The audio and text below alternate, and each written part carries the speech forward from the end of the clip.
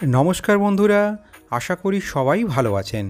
বন্ধুরা, আমার একজন সাবস্ক্রাইবার বন্ধু জানতে চেয়েছিলেন যে একজন লোকো পাইলট কীভাবে বুঝতে পারবেন যে তাকে কোন স্টেশনে থামতে হবে বা কখন ট্রেনের স্পিড কমাতে বা বাড়াতে হবে। এছাড়া তিনি আরও জানতে চেয়েছিলেন যে একজন লোকো পাইলট কীভাবে বুঝতে পারবেন যে তাকে কোন ট্র্যাক ধরে যেতে হবে। বন্ধুরা, আজকের ভিডিও এই বিষয়ে। যদি আপনাদের এই ভিডিও ভালো লাগে তাহলে ভিডিওটিকে একটা লাইক করবেন, আর এরকম ভিডিও নিয়মিত দেখতে চাইলে চ্যানেলটিকে আপনি সাবস্ক্রাইব করবেন। তাহলে চলুন আজকের ভিডিও শুরু করা যাক। বন্ধুরা, সবার প্রথমে জানা যাক লোকো পাইলট কীভাবে জানতে পারেন তাকে কোন ট্র্যাক ধরে যেতে হবে।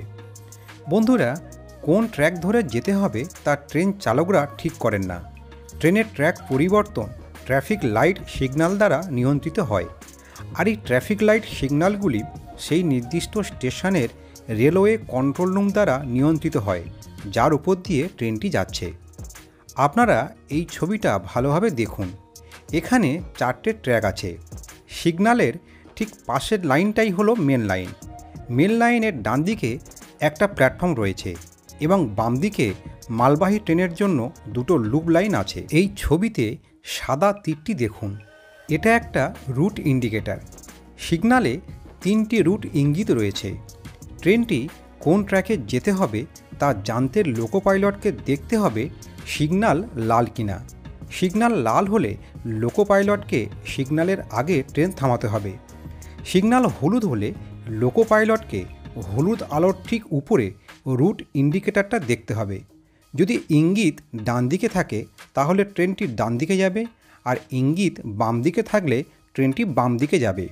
অর্থাৎ রুট ইন্ডিকেটর অনুযায়ী ট্রেনটি তার রুটে যাবে। আশা করি আপনারা বুঝতে পেরেছেন লোকো পাইলট কীভাবে জানতে পারেন যে তাকে কোন ট্র্যাকে যেতে হবে।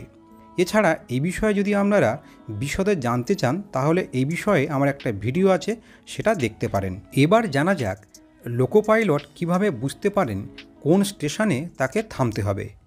বন্ধুরা, একটা রুটে যখন বাস চলে তখন ড্রাইভার বা কন্ডাক্টর জানেন কোথায় কোন কোন জায়গায় বাস দাঁড়াতে হবে, কারণ তিনি সেই রুট ভালোভাবে চেনেন এবং সেই রুটে তিনি বহুবার যাতায়াত করেছেন। একজন লোকো পাইলট যখন দায়িত্ব নেন তখন পুরোপুরি দায়িত্ব পাওয়ার আগে তিনি ওই রুটে অনেকবার ট্রায়াল দেন। এছাড়া একজন লোকো পাইলটকে একটা রুট চার্ট দেওয়া হয়, সেখানে যাবতীয় তথ্য থাকে যা থেকে তিনি বুঝতে পারেন কোন স্টেশনে তাকে দাঁড়াতে হবে আর কোন স্টেশনে তাকে দাঁড়াতে হবে না। এছাড়া অবশ্যই একজন লোকো পাইলট সিগন্যাল সম্পর্কে অবহিত থাকেন। সিগন্যাল দেখে তিনি সেই মতো সিদ্ধান্ত নেন। বন্ধুরা, এবার জানা যাক লোকো পাইলট কীভাবে বুঝতে পারেন কখন ট্রেনের স্পিড কমাতে হবে আর কখন বাড়াতে হবে। বন্ধুরা, আগেই বলেছি যে লোকো পাইলট ইঞ্জিনে চড়ার আগে সংশ্লিষ্ট বিভাগ থেকে একটা রুট চার্ট পান। ওই রুট চার্টে রুটের সমস্ত সাইন এবং সিগন্যাল থাকে। লোকো পাইলট ট্রেন চালানোর সময় রেল লাইনের পাশে বিভিন্ন সাইন লক্ষ্য করেন। আপনারা যদি লক্ষ্য করেন তাহলে দেখবেন রেল লাইনের পাশে এই রকম সাইন আপনারা দেখে থাকবেন। এগুলো গতির নির্দেশক বোর্ড। বোর্ডে প্রদর্শিত গতি অনুযায়ী লোকো পাইলট ট্রেনের গতি বাড়াবেন। এছাড়া সিগন্যাল দেখে তিনি বুঝতে পারেন কখন ট্রেনের গতি কমাতে হবে আর কখন বাড়াতে হবে। যখন লোকো পাইলট একটা সিঙ্গেল হলুদ সিগন্যাল দেখেন তখন তিনি ট্রেনের স্পিড কমাতে শুরু করেন, আর ডাবল হলুদ সিগন্যাল দেখলে স্পিড আরও কমিয়ে দেন। সর্বোপরি রেড সিগন্যাল দেখলে ট্রেন থামিয়ে দেন। এভাবে একজন লোকো পাইলট বিভিন্ন সাইন ও সিগন্যাল দেখে তিনি বুঝতে পারেন কখন ট্রেনের স্পিড কমাতে হবে আর কখন বাড়াতে হবে। এছাড়া কিছু যান্ত্রিক কারণে বা প্রাকৃতিক কারণে ট্রেন আসতে চলতে পারে, যেমন প্রাকৃতিক দুর্যোগ বা অতিরিক্ত কুয়াশার কারণে ট্রেন আসতে যেতে পারে। এছাড়া লাইনে কাজের কারণেও ট্রেন আসতে চলতে পারে। বন্ধুরা, আশা করি আপনারা বুঝতে পেরেছেন যে একজন লোকো পাইলট কীভাবে বুঝতে পারেন কোন ট্র্যাক ধরে তাকে যেতে হবে, ট্রেনের স্পিড কখন বাড়াতে হবে বা কখন কমাতে হবে।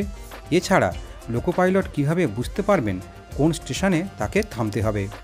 যদি এই ভিডিও আপনাদের ভালো লাগে তাহলে ভিডিওটিকে একটা লাইক করবেন, আর এরকম ভিডিও দেখতে চাইলে চ্যানেলটিকে প্লিজ সাবস্ক্রাইব করবেন। ধন্যবাদ।